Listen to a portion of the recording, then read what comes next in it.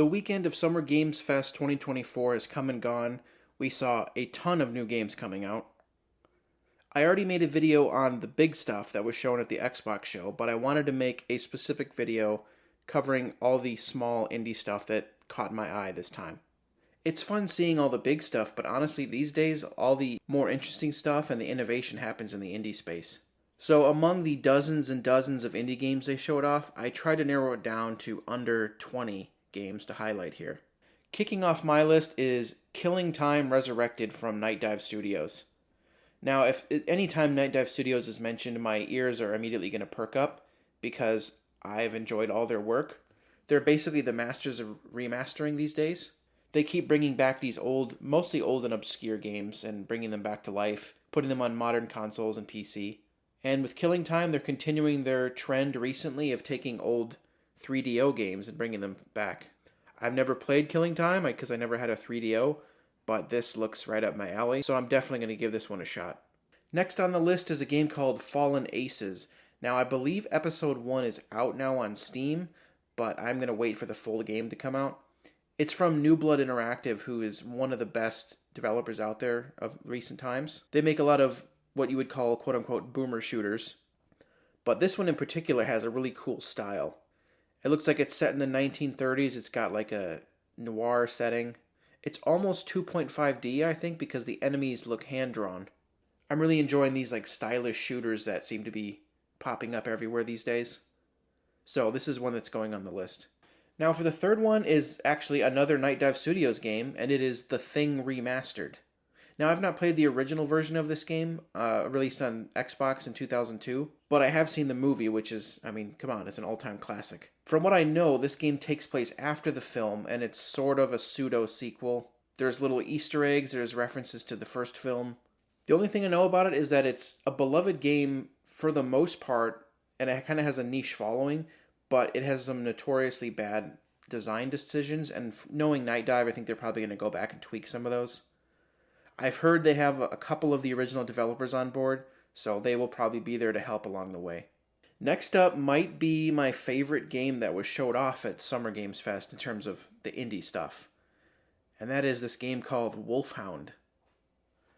It's from the same developers of this other game called Chasm, which is a Metroidvania. I've not played it, but after seeing this trailer, I gotta try it out and I do love me a good Metroidvania. But this one seems to be combining several things that I love. It's combining Wolfenstein, so like a World War II setting, and a Metroidvania. So it's got the same mechanics, running around a 2D environment, probably a massive map, picking up gadgets and weapons, unlocking new areas of the map. It's just what you want out of a Castlevania. I was kind of immediately intrigued and on board when it said 1944, somewhere in the Bermuda Triangle lies a Nazi fortress full of horrors. Like, yeah, sign me up. Unfortunately, that's probably not going to get a console release for a long time because it's going to be on PC only first. Hopefully they somehow manage to get it same time on console, but I wouldn't count on it. Next is another new game they showed off called Chain Staff. It looks to be some sort of 2D action game, kind of like a Contra-like, where you're doing a lot of running and gunning, and it's got these weird-looking creatures everywhere. We only saw a little bit of gameplay, but from what I've seen, I'm already on board. Then we have another game which I've had my eye on for, feels like years at this point, and that is Squirrel with a Gun. I remember when they first showed this off. I don't remember if it was at Summer Games Fest one year or where it was, but immediately the title alone, I mean, I'm on board from that title. The premise is, I mean, as it says, you're a squirrel with, well, multiple types of guns. You got pistols, shotguns, grenade launchers, rocket launchers, snipers. It just looks like absurd fun. It looks like the type of game we used to get back in like the early 2000s when the main priority of games were fun and not to nickel and dime you. So we've been waiting a long time for that, and thankfully it's coming out this fall, finally. Next is a game that kind of came out of nowhere and caught a lot of people by surprise, including me, and that is Nobody Wants to Die. This looks like really high production value. Like, if you told me this was a AAA game, I would have believed you. Now, with that high quality fidelity, maybe it's a very small game and it's short. That usually happens when you have an indie game that looks that good. But it appears to be like a detective game that's combining stuff from LA Noire, but then also like cyberpunk. It's definitely got Blade Runner vibes. It's like a cyberpunky noir setting. And it's also using the mechanics from the Batman Arkham games where you go and you reconstruct the crime scene. That stuff looks really cool. And thankfully, this one's actually coming out July 17th this year, which is crazy. It's the first time we heard about it, and it's coming out that soon. I love when that kind of thing happens. And it's coming out on Steam, Xbox, and PS5. So definitely we'll be checking that one out next month. Next is a game that I don't think we even really got gameplay for it. Maybe it was, but it was just filmed in a way that didn't look like gameplay, but it's called Canyons. I was kind of not on board for most of the trailer until the end. That's what really got me into it. When you have people on this massive, whatever this is, it's like some kind of, it looks like it's a boat attached to like the chassis of a monster truck or something.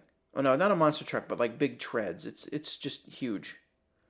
And you presumably are going around through canyons and you got a big like shredder in the front shredding up zombies. It's another zombie game, but this premise is different enough that I might be interested in checking this one out. And speaking of zombie games, the next one on my list is No More Room in Hell 2. Now, when this trailer first started, it said Torn Banner Studios, so I was expecting, oh, maybe this is Chivalry 3, because that's the people who made Chivalry and Chivalry 2. And I adore Chivalry 2. But this looks like their take on, well, I never even heard of There's No More Room in Hell 1. But this one looks awesome. Apparently it has a massive replayable map, it's got 8-player co-op, and permadeath. So it's sort of a battle royale, but with zombies. Graphically, it looks really impressive, which I wouldn't expect any less from Torn Banner, because Chivalry 2 looks really good. So that could be a lot of fun. 8-player co-op zombie game, yeah, I'll try it. After that, we have a game called Pinball Spire. This was another one that kind of caught me off guard. I adore pinball games. So anytime we get some kind of new digital pinball game, you have my interest. But it's not just any pinball game. It's apparently a pinball game combined with Metroidvania elements, which is amazing. Taking two of my favorite things and combining them, you're going to get my money. Yeah, they call it a Pinballvania, which I've never heard that. That's great. It's probably going to be like that game Yoku's Island Express. Essentially a really big pinball game. But it's completely 2D. There's no 3D elements, it seems. And there's going to be areas you unlock later on, just like any Metroidvania. But that's definitely caught my interest. After that is Body Cam. It's a shooter that looks a lot like the other Body Cam shooter, which is called Unrecord. There seems to be a weird trend going on right now, these Body Cam shooters. Some of it just looks like photoreal, and it's kind of crazy.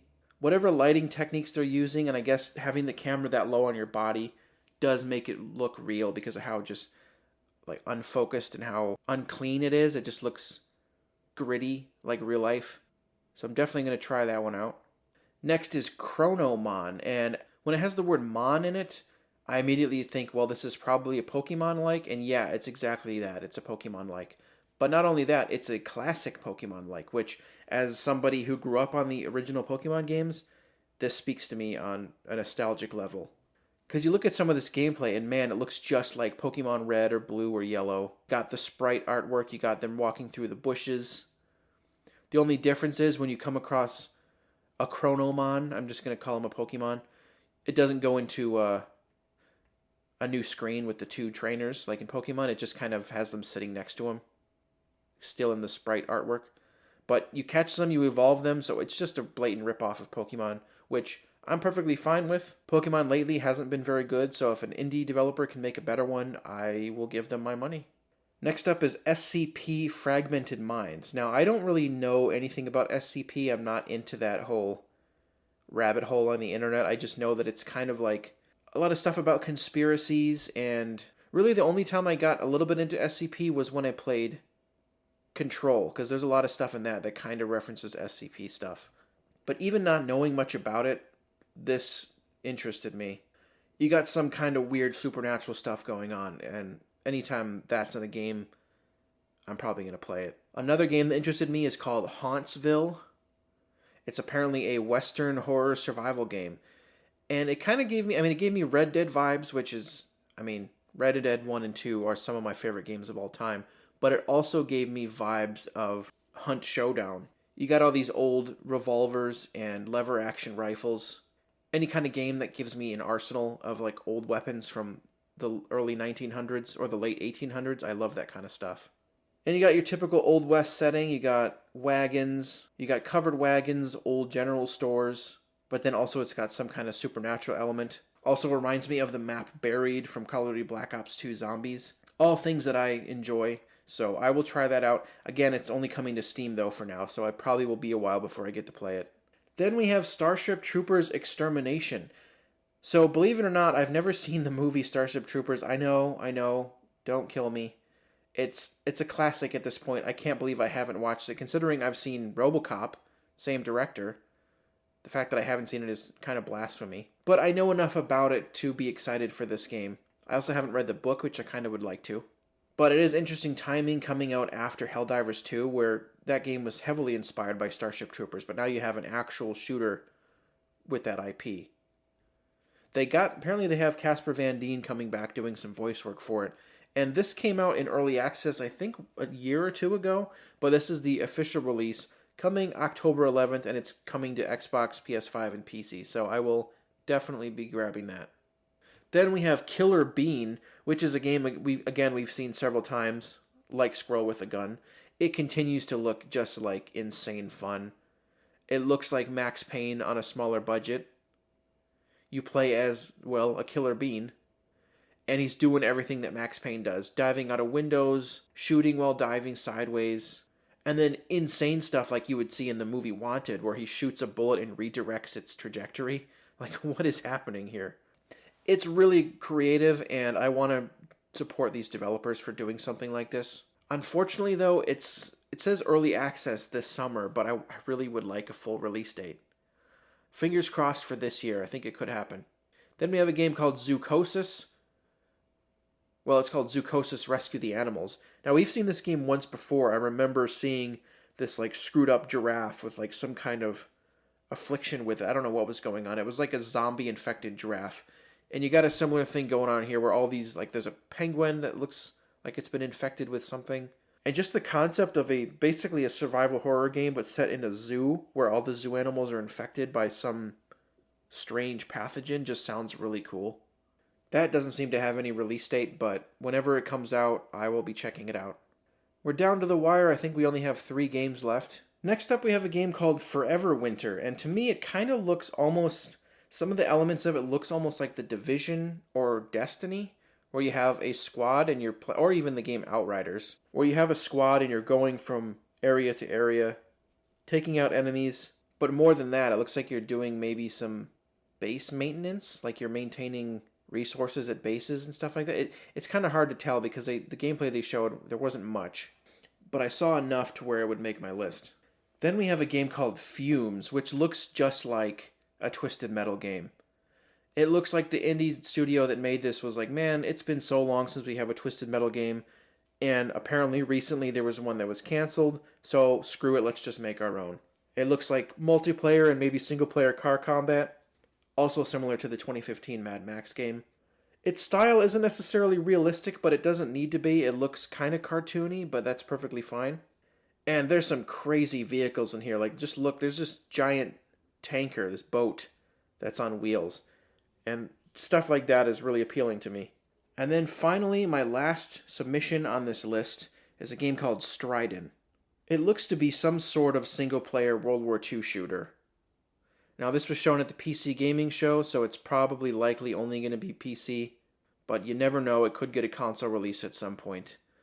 But it looks like there's base building, almost like single-player tower defense type stuff. It's got really good weapon models for these World War II weapons.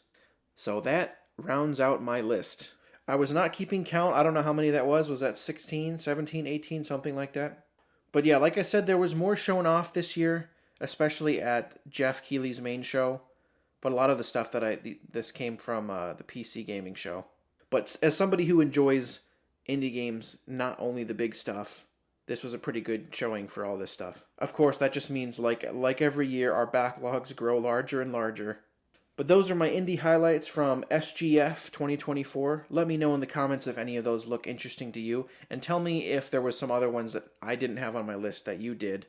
And I guess that about does it for Summer Games Fest coverage from me. This will be I think my fourth video about it.